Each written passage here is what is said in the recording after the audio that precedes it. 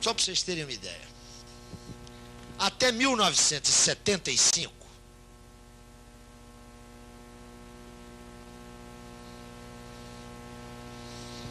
o conjunto publicado da obra de Marx e Engels, o maior conjunto, que quando vocês abrirem aí os livros, vocês vão encontrar citado como MEGA, M-E-G-A, que é a abreviatura da expressão alemã que significa Obras Completas de Marx e Engels.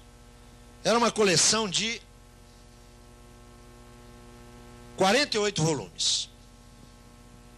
Em 1975, o Partido Comunista da União Soviética e o Partido Socialista Unificado da Alemanha, ou seja, o Partido Soviético e o partido da antiga RDA, da República Democrática Alemã, anunciam a constituição de um grupo de filólogos que trabalharia sobre todo o espólio recolhido de Marx e Engels. E fazem o plano de uma edição, agora sim, completa. Essa edição, é claro que ela conteria não apenas a correspondência de ambos, mas a correspondência ativa e passiva, ou seja, não apenas as cartas que eles escreveram, mas também as respostas que eles tiveram. E teria, evidentemente, um largo aparato crítico de notas. Mas essa edição estava prevista, meus amigos, para 100 volumes. Podem perder a água na boca, porque esse projeto não se realizou. Do que é do meu conhecimento, saiu até o volume 12. Os outros 88 estavam programados para sair na década de 90. O que aconteceu com o Partido Comunista da União Soviética? O resultado foi aquele ébrio contumaz, né? Cafajeste, no sentido estrito da palavra, que foi o senhor Yeltsin. Quanto à Alemanha, o muro caiu e o destino desse projeto, evidentemente, está comprometido. É evidente que todos os estudos indicam, todos, que não há nenhuma novidade, nenhum texto nessa parte ainda pouco conhecida ou até mesmo inédita, que vá alterar completamente a visão que temos da obra de Marx e de Engels. De qualquer maneira, é bom chamar a atenção para o acervo que ainda não é conhecido.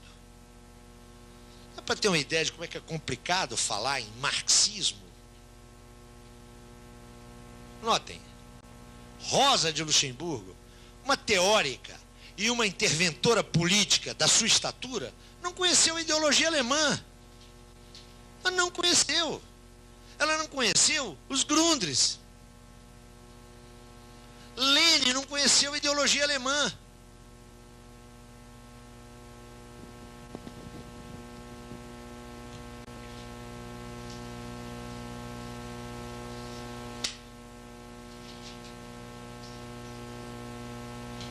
O que eu quero dizer com esse ligeiro toque? Que nós temos que distinguir claramente.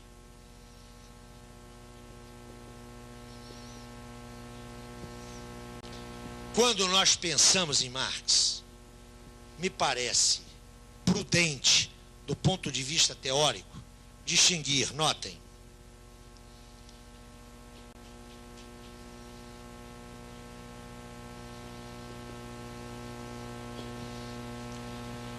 o que nós podemos chamar de obra marxiana, o pensamento marxiano, daquilo que nós chamamos de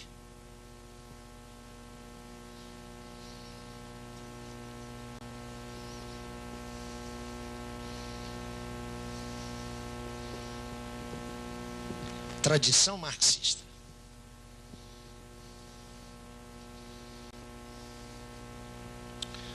O que é a obra ou é o pensamento marxiano?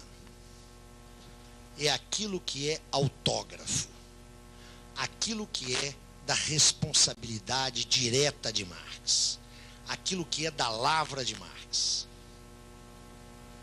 aquilo que nós temos construído, elaborado, formulado pela figura Karl Marx. que evidentemente funda uma tradição teórica e política. A partir da obra marxiana, ou mais exatamente, a partir de certos textos marxianos, de certas interpretações da obra marxiana, nós temos uma longa tradição. Tradição que amplia, recupera, desenvolve, atualiza, mas ao mesmo tempo unilateraliza, aleija, deforma a fonte originária. A essa tradição pertencem os vários marxismos. Não há um marxismo. Vamos nos entender aqui. Qual era o problema do senhor Antônio Gramsci, que vivia num país de recentíssima unificação nacional, com uma fratura socioeconômica claríssima entre o norte e o sul, um norte industrializado, moderno, e um sul de base agrícola, com tradições políticas extremamente anacrônicas, mas um país, atenção, onde a unidade nacional convivia com a presença estatal da Igreja Católica. Quero lembrar para vocês que a questão com o Vaticano só é resolvida em 29, o Acordo de Latrão. Qual era o problema de Gramsci? Problema teórico-político. Respondam o que vocês quiserem, mas se eu comparo com o problema de José Carlos Mariátegui, primeiro grande marxista latino-americano, fundador do Partido Comunista Peruano, qual era o problema de Mariátegui?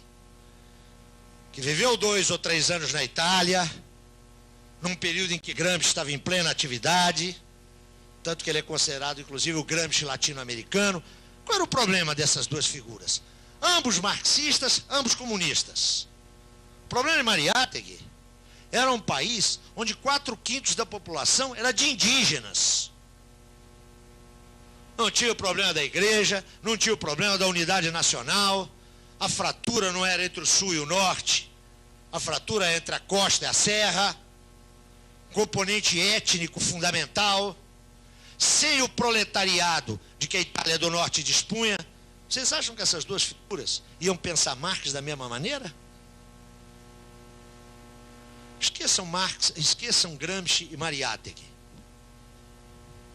Pense, por favor, em Álvaro Cunhal, marxista português, secretário-geral do Partido Comunista Português, e pense em Mao Tse-tung. Mao tem a constituir um país com unidade nacional, uma revolução de sentido proletário com base camponesa. O problema de Cunhal é inteiramente outro. Essas duas figuras podem ser marxistas do mesmo jeito? Se Marx fosse um teórico, como foi Weber, como foi Durkheim, as coisas até podiam se resolver numa boa análise textual em seminários acadêmicos. Marx é um teórico vinculado à revolução.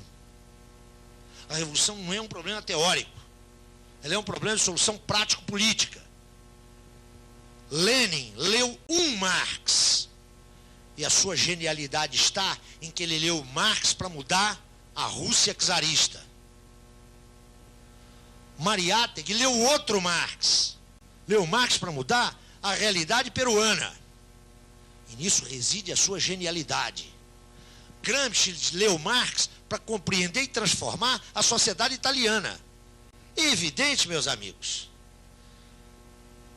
que esses marxismos, todos eles, são e não são da responsabilidade de Marx. São-no na medida em que se inspiram na obra marxiana.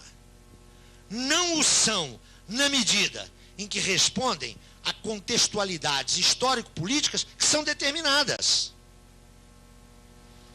E como os revolucionários não têm compromissos de natureza puramente acadêmica, eles retiram de Marx aquilo que lhes é funcional. Nenhum problema até aí.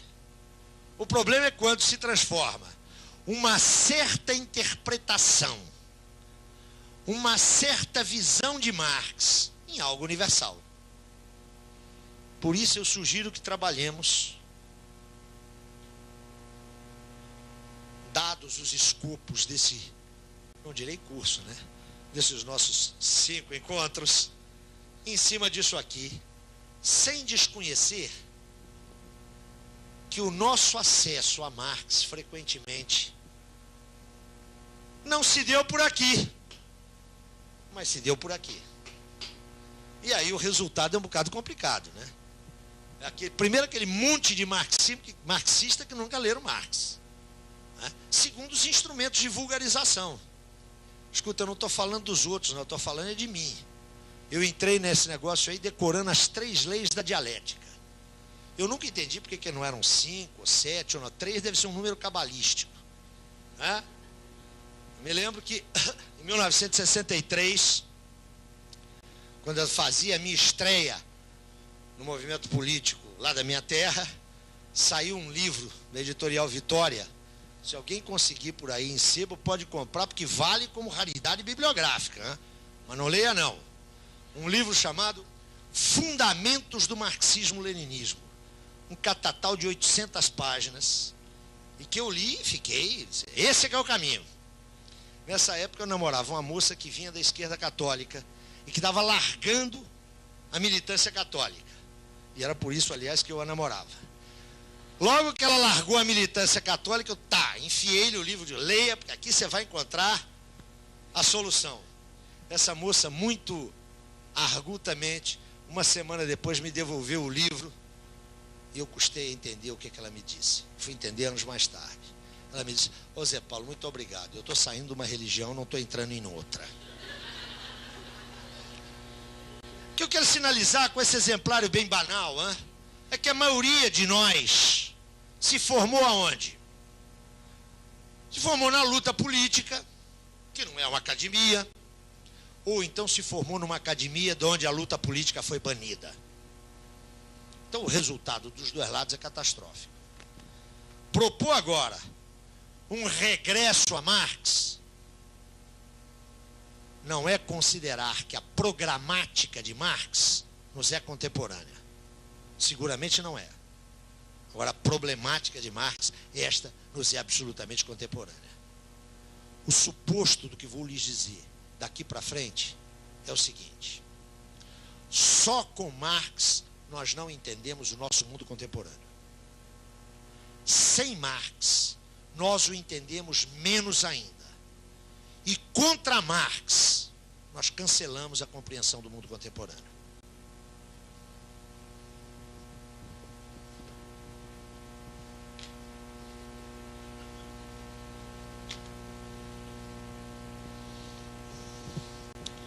Eu disse há pouco que há um problema que atormenta Marx desde 1843.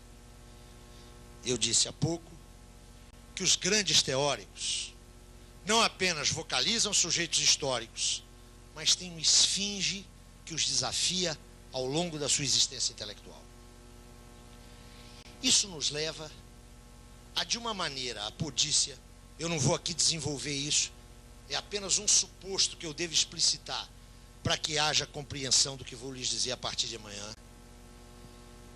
Isso nos leva ao problema do objeto de Marx. Qual é o objeto da obra marxiana? O que é a esfinge de Marx? Eu assinalei lá atrás, nessa exposição, que de 43 para frente, o problema de Marx se põe, num primeiro momento, como problema político. Ele quer entender o Estado do seu tempo, o Estado que resulta da Revolução Burguesa, o Estado burguês. Mas para entendê-lo, porque ele rechaça a formulação hegeliana, ele tem que entender a sociedade civil burguesa. Esse é o problema que vai acompanhar Marx durante toda a sua vida.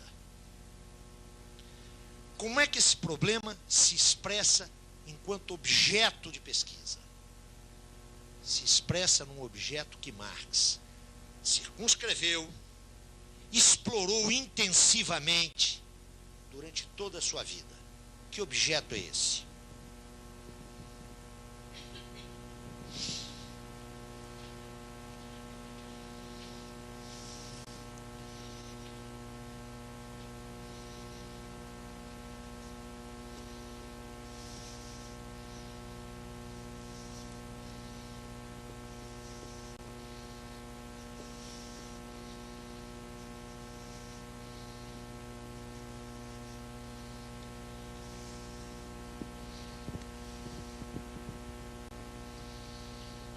O objeto de Marx, aquilo que vai ocupar a sua vida a partir de 1843, é a gênese, se vocês quiserem, as condições de emergência, é a gênese, é o desenvolvimento, é a consolidação e a crise da ordem burguesa. O problema de Marx é o capitalismo. O objeto de Marx é aquela organização societal que se funda na dominância do modo de produção capitalista. Esse é o objeto de Marx. Então vocês tratem de tomar cuidado quando caracterizarem Marx como o pai do comunismo. Os filhos de Marx são outros, viu? Marx não é o teórico do comunismo, não. Naquela monumental obra do ponto de vista quantitativo, é claro que Marx se preocupa e estuda e tematiza formas societais pré-burguesas. Claro. Na medida em que ele quer conhecer as condições de gênese da sociedade burguesa, ele é levado a investigar formas societais precedentes. Na medida em que ele não contempla a crise da sociedade burguesa como um processo puramente econômico. Se Marx fosse um determinista econômico, ele teria estudado o Capital, teria feito uma fortunazinha, ia ficar da varanda da sua casa observando a crise. Para Marx sempre foi muito claro que o capital deixado a si mesmo só produz mais capital. Claro, cada vez com um custo social e humano mais alto. Porque não era apenas um espectador de um drama que se desenrolaria sem a participação dos homens, Marx também lançou as suas vistas sobre o futuro pós-capitalista. Escreveu meia dúzia de páginas sobre o comunismo. Aliás, pouquíssimas.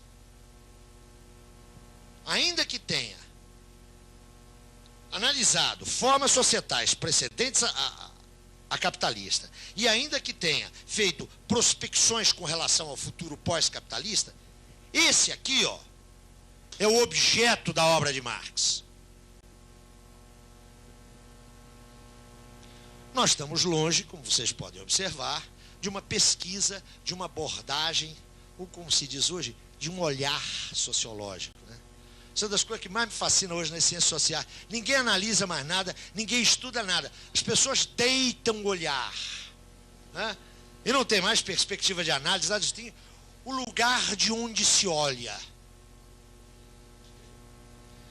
Vocês podem ir, né? Vocês são pessoas pacientes, cristãs, que têm a difícil, a rara qualidade da paciência. Eu já sou um velho, ultrapassado, figura lá da... Estou andando no corredor, os meninos dizem, olha, ali vai um marxista, olha que gracinha, ainda existe, né? Mas eu não tenho hoje a menor paciência para isso, né?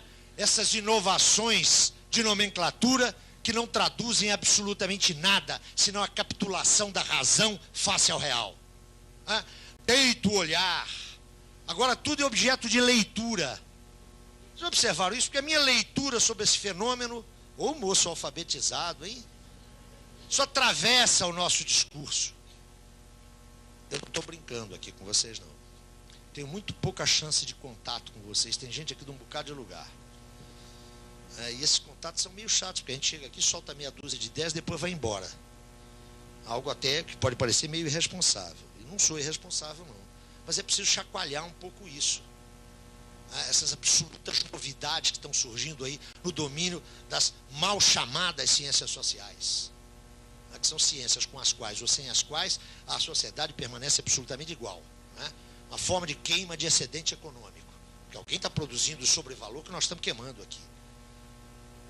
A nossa universidade, e é preciso dizer, é preciso que alguém fale isso. Eu já cheguei um pouco naquela idade, não é? Estou ali acima do bem e do mal, podem falar o que quiser de mim, que eu estou me marimbando, estou me lixando. Mas é uma coisa absurda, não é? Eu tenho assistido professores chegarem em salas de primeiro período de cursos de ciências humanas e sociais e afirmarem, e não vão presos por causa disso, continuam dando suas aulas, não é? Que os paradigmas estão colapsados, que a sociedade do trabalho é hoje algo em extinção, e coisas por aí afora. Isso faz sucesso. Isto faz sucesso. E sabe qual a diferença entre nós e um trabalhador?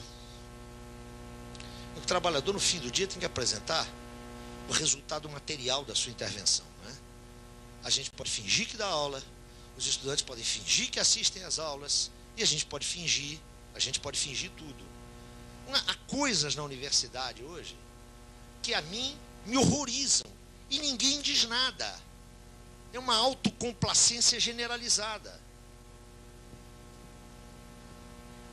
O que se faz depois? Vamos já antecipar algo que está na leitura que eu sugiro a vocês? Não aguento mais que me afirmem que Marx é um determinista. Mas isso não é interpretação, não é leitura. Pegue um texto tão duramente político como o Manifesto do Partido Comunista. No 5º parágrafo está escrito com todas as letras o seguinte: o resultado de uma época revolucionária ou é a vitória da classe que traz em suas mãos o futuro, ou a derrota das duas classes em presença. Onde é que tem determinismo de que nós vamos chegar ao comunismo? Onde é que está isso? Ou então, eu ouço, especialmente dos meus amigos antropólogos. Eu adoro os antropólogos, mas tenho, obviamente, uma birra com a antropologia, não é? Essa antropologia que está aí, essa do olhar, né? As teses de antropologia a gente já conhece, né? São 3 capítulos. O primeiro capítulo são as angústias do sujeito em face do objeto. O segundo capítulo é o diário de campo. O terceiro capítulo, que é final, são sugestões para novas pesquisas. Mas eu brinco com os meus amigos antropólogos que eu já não suporto mais essa história de que Marx não deu a devida ponderação às dimensões culturais. Isso é uma mentira brutal.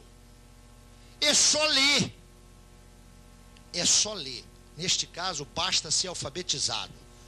Um dos textos que eu recomendei para vocês, que é a introdução de 1857, quando Marx está falando de um fenômeno estritamente econômico, que é a propriedade comunal da terra, fenômeno estritamente econômico, a que Marx debitará a permanência, o caráter duradouro dessa instituição, especialmente na Europa Central. Marx vai dizer claramente, com todas as letras, o seguinte: isso se deve às tradições desses povos. Se o cara está debitando a permanência de uma instituição econômica à cultura, e vem o neguinho me dizer que Marx não deu a devida importância às dimensões culturais. Ou então, e frequentemente, essas leituras brotam no interior da tradição marxista, vem um Marx que nos é apresentado como um autor que funda a sua teoria numa concepção fatorialista da história. Há um fator econômico que é predominante, é uma espécie de chute inicial da bola. Depois tem o fator político, o fator social, tantos fatores quantos vocês queiram. Marx não é um pensador que opera à base da história como síntese de múltiplos fatores. Marx não é um sociólogo, Marx não é um antropólogo, Marx não é nenhuma das nossas classificações departamentais e institucionais serve para esse cidadão. O que Marx oferece é uma teoria disso aqui. É uma teoria acerca de um objeto real, histórico, efetivo. O problema de Marx é como é que emerge, como é que se estrutura, como é que se desenvolve e como é que entra em crise a ordem burguesa. Esse que é seu objeto. Aqueles que têm alguma rodagem em teoria social percebem que esse não é um problema original de Marx, não é? Esse é um problema original, fundante da teoria social moderna. O que fez Durkheim a vida inteira? Tratou de entender essa mesma coisa. O que fez Weber a vida inteira? Tratou de entender essa mesma coisa. É por isso que esses três autores, apesar de todos os pós-modernos, continuam os mais instigantes para todos nós. A diferença está na perspectiva de análise, na concepção teórico-metodológica e na perspectiva política. Isso faz com que Marx não pertença aos mesmos departamentos de Weber e de Durkheim. Não são farinha do mesmo saco. O que Marx nos oferece é isso aí. Marx nos dá uma teoria da ordem burguesa. Então eu já vou prevenindo. Se tem algum psicólogo que quer encontrar em Marx uma teoria da subjetividade, vá procurá-la em outro lugar. Marx não foi lamentavelmente psicólogo, como não foi lamentavelmente antropólogo. Ele não foi isso. Eu posso ancorar uma teoria da subjetividade nesse marco teórico, mas eu não posso cobrar de quem me quis oferecer aquilo ali algo distinto. O que Marx me dá é uma teoria da gênese, da consolidação, do desenvolvimento e da crise da ordem burguesa. Mas caramba, o que é teoria? O que eu estou entendendo aqui por teoria? Porque se nós não tivermos um rigoroso esforço de precisar a carga semântica com a qual nós estamos trabalhando, nós vamos ver a mesma palavra, a mesma expressão, em contextos teórico-filosóficos radicalmente distintos e achar que elas são a mesma coisa. Não é? Todos vocês aqui sabem que ação social para Weber, um tipo de ação social é objeto da sociologia. Ação social para Durkheim significa uma coisa completamente diferente. O que Marx entende por teoria não é o que Durkheim, não é o que o Weber concebe como teoria. Se tivéssemos que expressá-lo de maneira condensada e sintética, diríamos: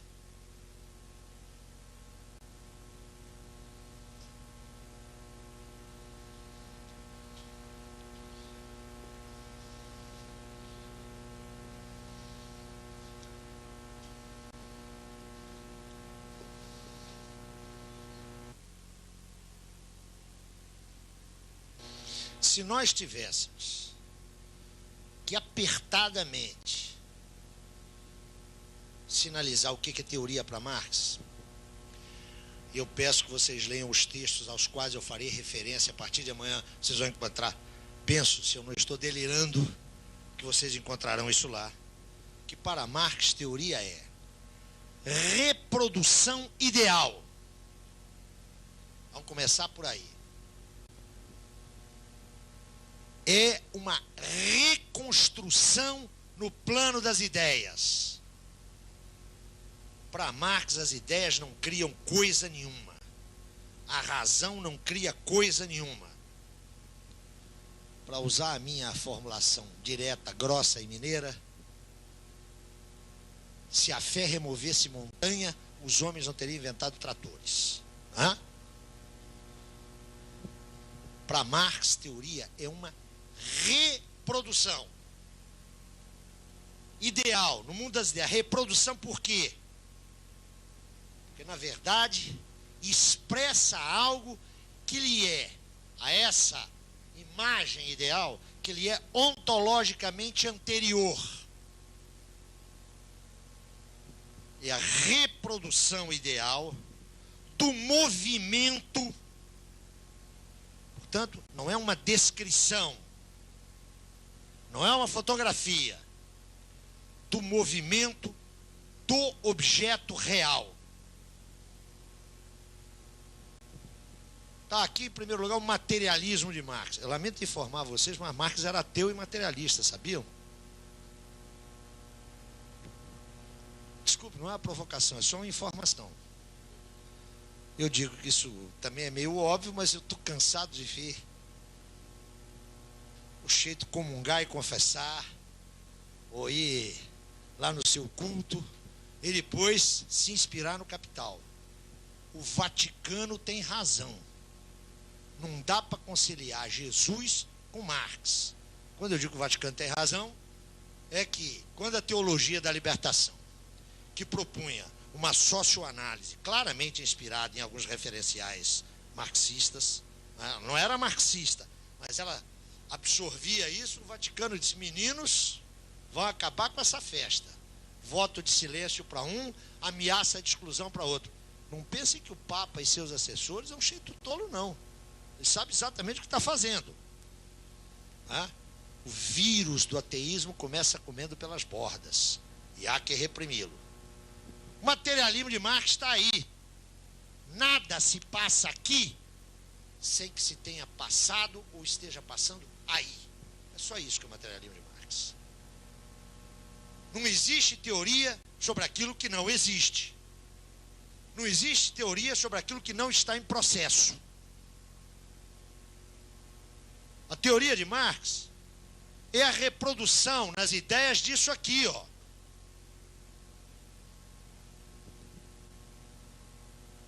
Agora, por favor, reprodução não é espelhamento, não é cópia.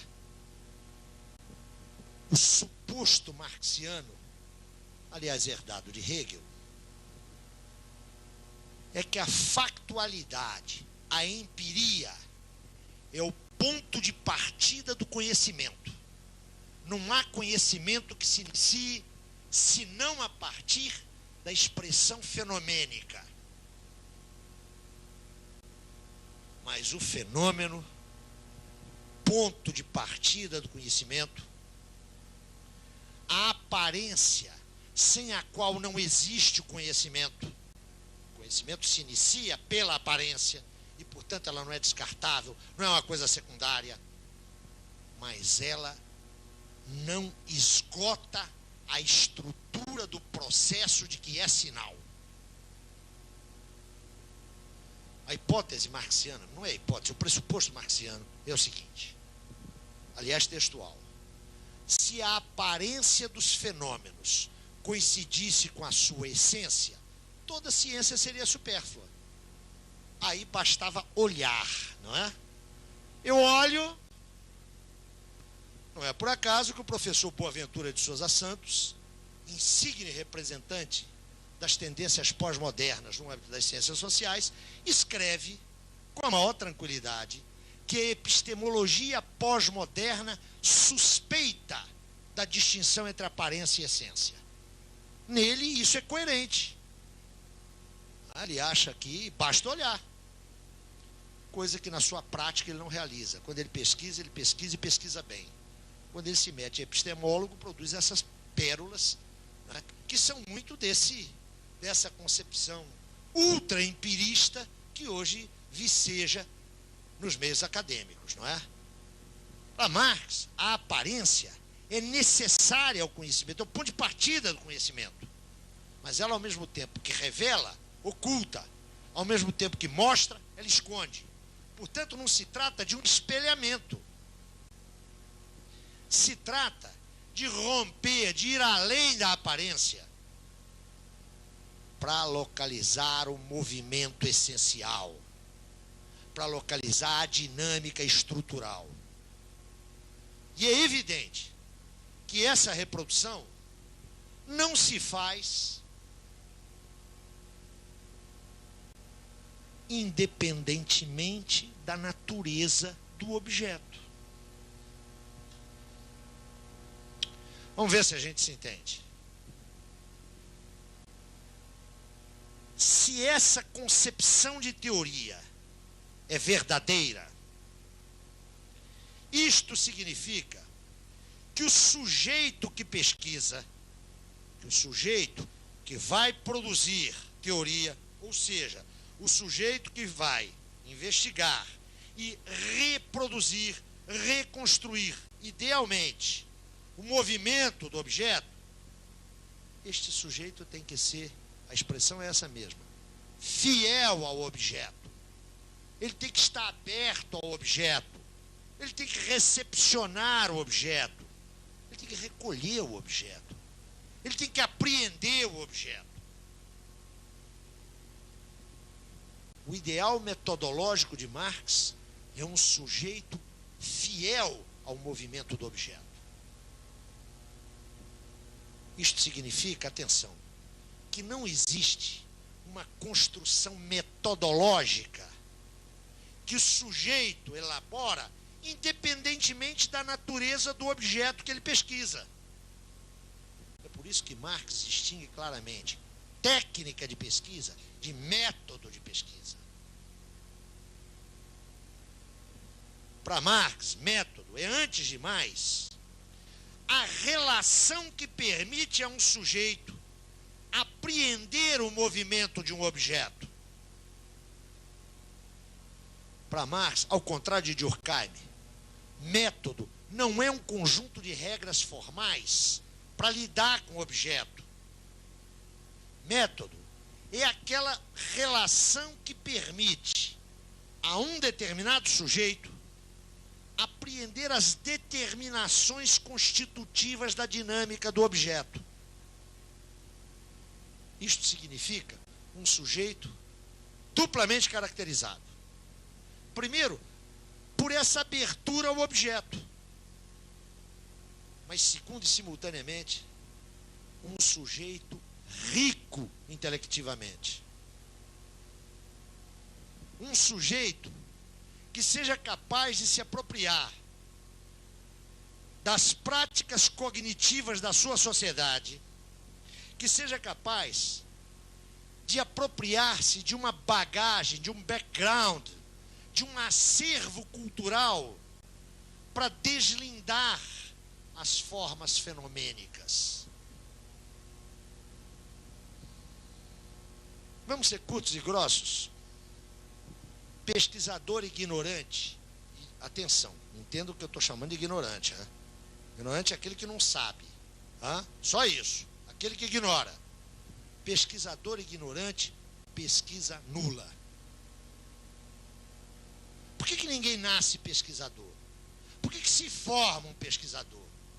Por que a experiência de pesquisa, eu sei que muitos companheiros aqui a têm, e maior que a minha, por que a experiência de pesquisa é cumulativa? Porque não basta o objeto emitir a sua luz, você tem que ter um olho para percebê-la. O que eu estou dizendo aqui é uma prática comum em serviço social. Todos nós já orientamos, como diz meu amigo Carlos Nelson Coutinho, quem inventou orientação foi o diabo, porque é a pior coisa do mundo, né? Ao invés de ler Hegel, eu tenho que ler a Maria da Silva, e tenho que fazer isso com cuidado. Todos nós já orientamos dissertações de mestrado. Perdão, antes das dissertações. As monografias de conclusão de curso. Salvo aquelas que são diretamente inspiradas pela pomba do Espírito Santo, que não tem comparecido muito ultimamente aqui sobre o planeta, né? O resultado da produção dos nossos alunos de 8º e 9º período é uma uma sistematização acerca de um objeto qualquer. Ou é uma exploração muito inicial acerca de algum fenômeno. E eu vejo os professores dizerem: você está produzindo conhecimento. O professor diz e as pessoas acreditam. 90% das dissertações de mestrado vão para a vala comum do nada. Aliás, vão justamente. Por quê? Isso não é produção de conhecimento. Isso é o apetrechamento necessário do pesquisador. É necessário fazer isso. Mas não nos iludamos com produção de conhecimento. No geral, até a dissertação de mestrado, o que se faz é tornar esse sujeito mais rico. É fazer com que ele se aproprie de determinações teóricas que já fazem parte do nosso patrimônio comum. Ninguém começa a investigar a partir do nada. Quanto mais ampla a bagagem de conhecimentos, mais sensibilizado estará o sujeito para a recepção do objeto.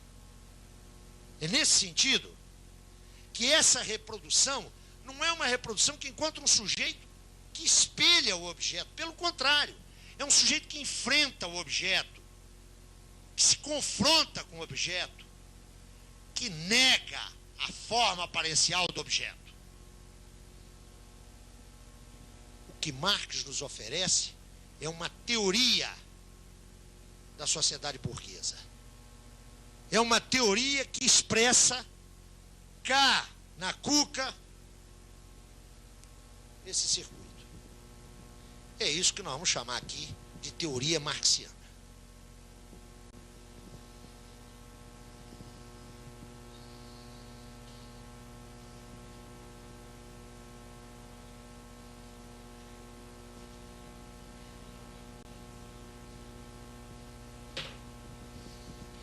Mencionei o objeto, tratei de circunscrever o que chamo aqui de teoria. A obra de Marx tem objetivos claros. E é importante definir isso logo à partida, porque nos remete ao problema da revolução. Já insisti aqui suficientemente, creio, que Marx não é um teórico puro, não é farinha do mesmo saco das figuras luminares das ciências sociais. Marx é um teórico a serviço. É um teórico a serviço. Marx quer compreender a ordem burguesa não pelo prazer de buscar a verdade. Ele quer compreender a ordem burguesa para contribuir para a sua subversão. Palavrinha que a gente precisa de reivindicar, não é? Depois de 30 anos de ditadura nesse país, subversão é uma coisa horrorosa. Cabe de novo o mérito ao velho Florestan, que dizia: nós estamos aqui para subverter a ordem. Marx é também uma informação desagradável, é um subversivo nesse sentido. O objetivo de Marx é servir a revolução. Marx não tinha nenhuma dúvida, jamais duvidou desde 1844 acerca de qual era o rumo da sua atividade prático-interventiva. Entretanto, para Marx, cabe a afirmação feita nos anos 40 do século passado, né? Não é mais do nosso século, pelo italiano Palmiro Togliatti: quem erra na análise, erra na ação. O que eu quero sinalizar com isso? Se o objetivo de Marx era servir a revolução, se o objetivo de Marx era produzir conhecimentos para a revolução, isso em nenhum momento retirava do seu horizonte a importância da pesquisa objetiva da verdade. Marx, quanto a isso, vem na velha e saudável tradição ontológica que data de Aristóteles. A verdade é a adequação daquela representação ali, da teoria, ao processo real. Aliás, não é por acaso que Marx goza hoje tão pouca popularidade, não é? Num tempo em que a verdade passou a ser resultado de consensos intersubjetivos, na medida em que nós temos as nossas verdades. Legal isso, cada um de nós tem a nossa propriedade, a escritura da nossa verdade. Ou então, como só ia acontecer com o relativismo que impera hoje na universidade, né? O que é a verdade? O que é o real? Marx não tinha, meus amigos, esse tipo de incômodo. Quando ele atravessava a rua, ele olhava para ver se vinha uma carruagem. Se ela via, ele não duvidava da existência dela. Ele não perguntava o que é o real, não. Ele parava. Para sermos consequentes, a gente indaga o que é o real. Tem uma chegadinha no 20º andar. E será que cai? O que é a verdade? Esse tipo de problema não se põe para Marx. Isso é problema de intelectual que conhece a realidade através de free shop de aeroporto. Não é? Em Marx, a pesquisa da verdade era a condição do intelectual servir à revolução. Ele se propõe a decifrar a ordem burguesa para servir à revolução, mas não subordina a verdade à revolução. É que Marx sempre teve absoluta clareza de dois níveis da intervenção humana. O nível teórico. Só se produz teoria com dúvida. O ponto de partida da teoria é sempre uma pergunta, é sempre uma dúvida, é sempre o reconhecimento de uma insuficiência no nosso conjunto cognitivo. Mas Marx sabia que a ação política não se confunde com a teoria. Se faz política não com dúvidas. Política se faz com convicções. Marx sempre teve absoluta clareza quanto a isso. E para não operar com convicções falsas, para que o movimento operário revolucionário tivesse os pés na terra, era absolutamente necessário um conhecimento objetivo, que não significa neutro, mas significa aferível, comprovável objetivamente, através da prática histórica, através da prática social. Para Marx, era indispensável esse conhecimento teórico objetivo para subsidiar a ação consciente das vanguardas operárias. O que é meu interesse salientar aqui é que o fato de que, para Marx, o seu trabalho era um trabalho a serviço da revolução, a serviço da classe operária, isso não significava absolutamente que ele subordinava as suas conclusões teóricas a esses objetivos. Me faço entender? Vamos ver se a gente resume. Para Marx, enquanto cientista, o conhecimento é um fim em si, é um valor em si. Conhecer a verdade é um valor em si. Mas ele sabe que ele não é um cientista qualquer. E ele sabe mais. Que para as classes sociais, o conhecimento é um instrumento, é um meio. Evidentemente existe aí uma tensão. É evidente que é uma tensão aí. Mas quem não gosta de tensão, gosta do paraíso, não é? Lá é que é tudo calmo, tranquilo, igualzinho ao cemitério. Marx viveu essa tensão constante. Então, o objetivo era, através da pesquisa científica, subsidiar a luta operária. Vocês me perdoem essa ênfase que eu só vou dar hoje, nessa relação de Marx com a revolução, Marx com a luta operária. Eu não creio que isso é algo menor.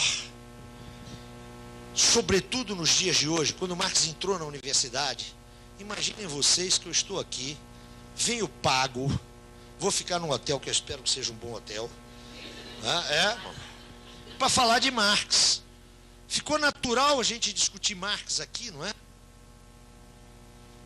Vocês sabem o que isso é? Isso é produto da democracia. Isso é muito recente. Isto é muito recente. E não é recente no Brasil, não. Leiam as páginas que Sartre, que nasceu em 1905 e saiu da universidade como filósofo em 1930, leiam as páginas que Sartre dedica à sua formação, lá na Universidade Europeia, avançada, francesa. Não tinha Marx no seu curso.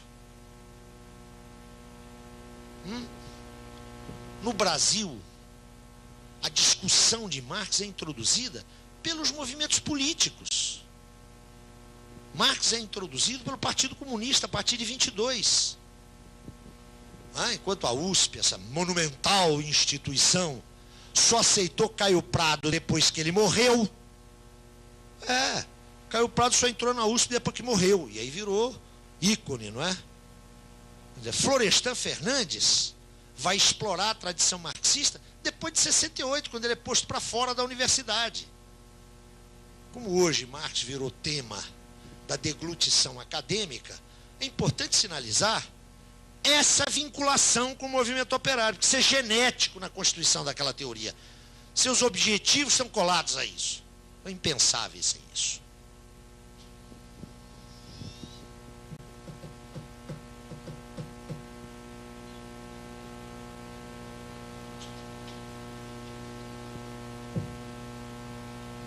Mas cabe indagar. Qual é a validez dessa teoria marxiana? Admitindo-se que essa teoria seja verdadeira, admitindo-se isso, qual o seu âmbito de validez? Qual é a abrangência dessa teoria? Eu quero voltar ao objeto que eu atribuí à obra marxiana.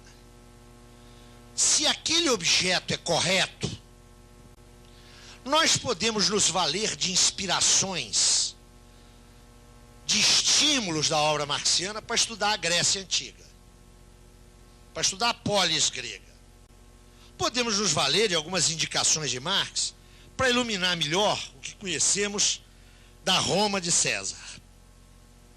Mas, evidentemente, se é correta aquela observação, a teoria marxiana só vale para a ordem burguesa. Esse é um ponto de briga. Esse é um ponto de polêmica na tradição marxista. Atenção. Quando eu me iniciei nesse caminho, eu aprendi que, graças a Marx, nós tínhamos uma ontologia geral, chamada materialismo dialético. E tínhamos a sua aplicação à sociedade, o materialismo histórico. Legal, né? Com Marx eu estudo assírios, babilônios, a cultura Noque, que floresceu na África Negra no século VI a.C., e dá até para fazer a interpretação dos astecas. Entre essa atribuição, a teoria de Marx, e as funções da catuaba composta, a diferença é muito pequena. Eu estou circunscrevendo aqui.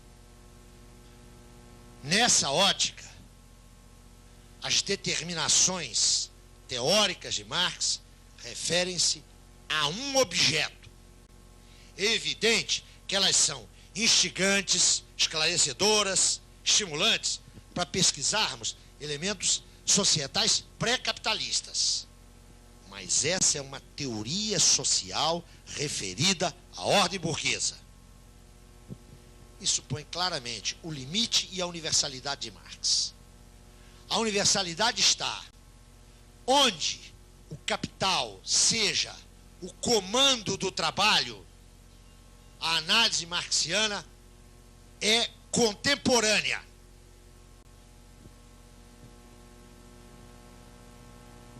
Naquela sociedade onde a socialidade é regida pelo comando do trabalho, pelo capital, as categorias marxianas, a articulação teórica, aquela reprodução teórica de Marx, vale. Eu não sei se vocês já ouviram economistas importantes, teóricos importantes, falando sobre o confronto das civilizações. Esta visão de Marx é uma visão eurocêntrica, Como é que isso vai valer lá para a Ásia, para o Japão? Como é que isso vai valer para a América Latina? Isso constitui para esses pesquisadores um problema de primeira grandeza. Eu estou convencido, mas é que eu tenho um olhar muito mecanicista, não é eu que não devo ter olho para isso, que isso aí é um falso problema. Quando a lógica do capital chegou ao Japão, tchau para a cultura antiga, oriental.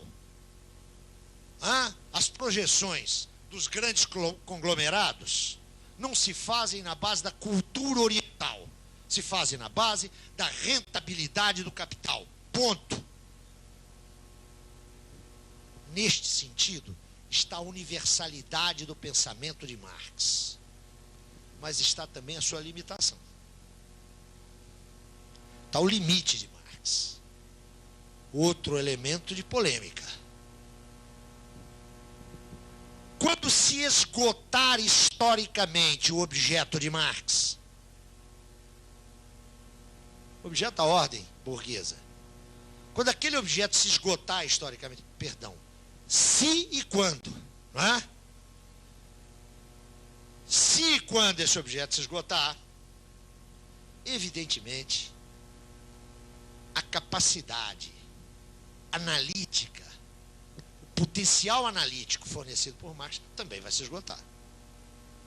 O que eu estou afirmando aqui é que Marx será nosso contemporâneo compulsório enquanto tiver vigência a ordem burguesa.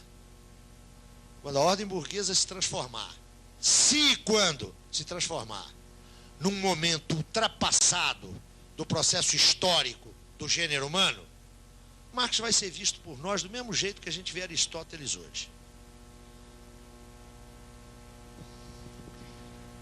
Se tudo isso é verdade, me resta sinalizar duas questõezinhas para a gente pensar durante a noite. A primeira questão é a seguinte: Marx encontra clareza acerca do seu objeto em 43, vai morrer em 83, vai pesquisar durante 40 anos. Eu recusei aqui o chamado corte que separaria, do ponto de vista epistemológico, o jovem do velho Marx. Quando é que Marx encontra a perspectiva, encontra os instrumentos, encontra o seu arsenal para dar conta daquele objeto? Eu gostaria de assinalar que no período que vai de 43 a 57, 58, Marx se enfrenta com esse objeto. Ele investiga, ele estuda, ele produz textos, ele publica livros, ele está envolvido com esse objeto. E quando em 57, 58, ele redige aquele conjunto de manuscritos já mencionado, ele está num ponto de chegada e num ponto de partida. É um ponto de chegada porque reúne toda a experiência acumulada, todo o saber acumulado nesses 15 anos de pesquisa e de intervenção sociopolítica. Mas é um ponto de partida porque agora ele volta a enfrentar o seu objeto a partir de um conhecimento anterior desse mesmo objeto. A formulação teórico-metodológica de Marx não se deu. Vamos brincar um pouquinho, porque eu estou vendo que vocês já estão cansados. Marx não entrou na biblioteca do Museu Britânico, sentou-se lá e, cabisbaixo e meditabundo, pôs-se o seguinte problema: como vou estudar a ordem burguesa? Passou lá meses, anos, saiu de lá e disse: agora eu sei como estudar a ordem burguesa. Não foi assim. Marx enfrentou a ordem burguesa no plano prático, mas sobretudo no plano teórico. Estudou-a, fez pesquisa, investigou, tirou conclusões, considerou algumas dessas conclusões precipitadas, equivocadas, voltou a estudar. Ao cabo de 15 anos, de 43 a 57, 58, mexendo, manipulando, tocando esse objeto, depois disso, ele disse: bom, agora eu posso começar a estudar de novo. Quais são as categorias de Marx?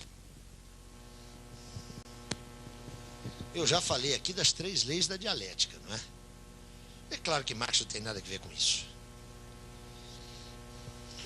Se uma teoria é a reprodução ideal do movimento de um objeto, é evidente que as categorias não são criações da cabeça dos homens. As categorias são traços constitutivos do movimento desse objeto. Marx não inventou a mais-valia. Marx descobriu no processo do movimento do capital a mais-valia. Categoria não é invenção da cabeça de Marx. A expressão mais-valia reproduz cada cabeça um traço constitutivo do movimento do objeto, que é o capital.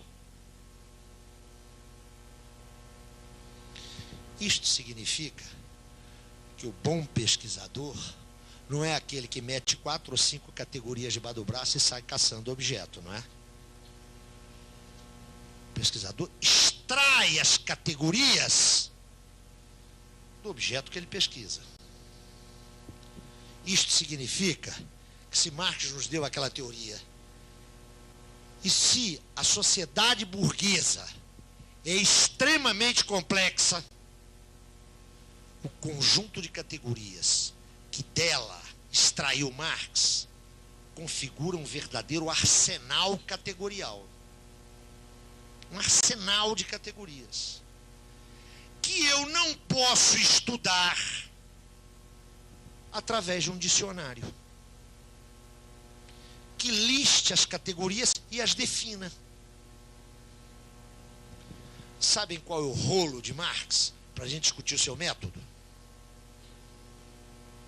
É que se eu quiser discutir o método de Durkheim, eu vou a um texto que Durkheim produziu em 1895, intitulado As Regras do Método Sociológico. Está ali o manual da sociologia durkheimiana. O que é método, quais são as categorias, como é que eu estudo. Ali, o método é um conjunto de regras que eu posso apreender independentemente da leitura do suicídio, independentemente da leitura de a divisão do trabalho social, etc. Se eu quero conhecer o método de Weber e as categorias weberianas, eu abro lá o Economia e Sociedade e encontro um capítulo intitulado Categorias Sociológicas Fundamentais. Em Marx eu não tenho isso. Por quê?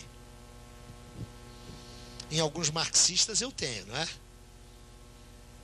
Eu sou de um tempo em que aqueles 2 livrinhos da Martha Harnecker, Conceitos Elementares, aquele profundo desserviço à obra de Marx, aquilo circulava livremente aí.